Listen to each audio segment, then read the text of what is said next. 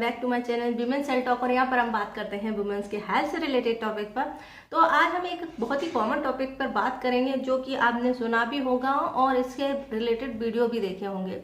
तो आज हम जानेंगे कि जब आपका पीरियड टाइम चल रहा होता है उस टाइम पर हेयर वॉश करने से आपको पीसीओएस या पीसीओडी हो सकता है। तो फ्रेंड्स, अगर आपको ये नहीं पता है तो आज की वीडियो जरूर देखें और वीडियो की जानकारी पसंद आए तो उसे जरूर शेयर करना सभी महिलाओं ग्रुप में। तो चलिए जानते हैं कि क्यों मना किया जाता है कि आपका पीरियड टाइम में हेयर वॉश करने के लिए, और अगर आपको हेयर वॉश करना है तो कितने दिन बाद आप कर सकते हैं। फ्रेंड्स, महिलाओं का हर महीने मेंस्ट्रुअल साइकिल चलती है और हर महीने पीरियड आते हैं। ऐसे में कई बार ऐसी कंडीशंस आ जाती हैं जिनमें कि महिलाओं को हेयर वॉश करना होता है, जैसे शादी पार्टी आ गई या फिर पूजा वगैरह की कुछ रूल्स आ जाते हैं तो आपको हेयर वॉश करने पड़ते हैं। लेकिन अगर हम बात करें अपनी पुरानी महिलाओं की या दादी नानी की, तो उन्होंने हमेशा ही मना किया है कि पीरियड टाइम में आपको हेयर वॉश नहीं करना चाहिए, ये आपके लिए ठीक नहीं होता, नुकसानदायक होता है।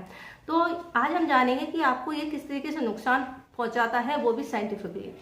फ्रेंड्स, अगर हम बात करें कि पीरियड टाइम में हेयर वॉश करने के लिए क्यों मना किया जाता है, तो आपने सुना ही होगा कि इस टाइम पर अगर आप हेयर वॉश करते हैं तो आपका जो टेम्परेचर है एकदम से डाउन होता है, जिसके कारण से आपका ब्लड फ्लो है वो सही से नहीं होता, तो फ्लो रुकने लगता है, जिससे कि आपकी कभी बचपन में नाक फूटी हो या गर्मी के कारण से नाक से ब्लीडिंग होने लगती है, तो हमारे घर वाले क्या करते हैं, सिर पर ठंडा पानी डालते हैं, जिससे क्या होता है हमारी बॉडी का टेम्परेचर कम होता है, ब्लड प्रेशर कम होता है और वो ब्लीडिंग जो है रुक जाती है।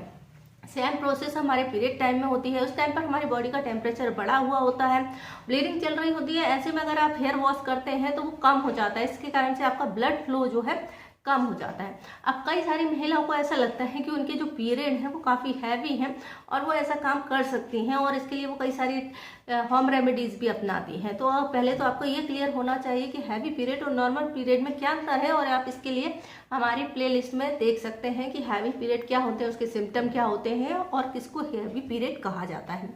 तो ऐसे ही आप कोई भी होम रेमेडी ट्राई मत कीजिए, क्योंकि अगर आप ऐसे करते हैं तो जो ब्लड है वो पूरी तरीके से बाहर नहीं निकल पाता, और ये फिर आपके यूट्रस में नई नई प्रॉब्लम शुरू हो जाती हैं, जैसे कि आपको जो है गठाने बनना शुरू हो जाती हैं, या फिर आपका चॉकलेट सिस्ट बन जाते हैं, या फिर आपका जो यूट्रस में है ना क्लॉट्स रह जाते हैं, जिसके कारण से इन्फेक्शन होने लगता है। तो अगर आपका पीरियड टाइम चल रहा है तो ये गलती बिल्कुल मत करना, क्योंकि आपका जो पीरियड में जितना भी ब्लड होता है उसका निकल जाना ही सही होता है, और पीरियड जितना अच्छे से आता है उतना ही आपके लिए हेल्दी होता है।